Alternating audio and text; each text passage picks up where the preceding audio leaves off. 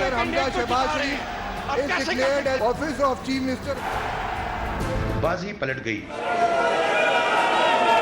Punjab assembly में शेर की धाड़। हमजा शहबाज करेगा फिर राज। मुफाहमत के बादशाह आसिफ अली जरदारी ने आखिर में ट्रंप कार्ड खेल दिया।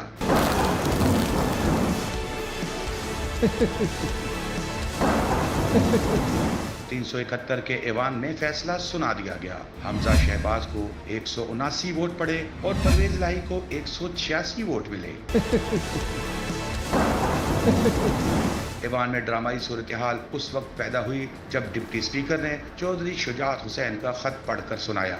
Directions issued to the members of the Pakistan Muslim League and received by me from the head of Pakistan Muslim League, I hereby disregard and exclude the votes of Pakistan Muslim League vote in favor of Chaudhary Parvez Ilahi. PML काफ के 10 vote reject होते हैं।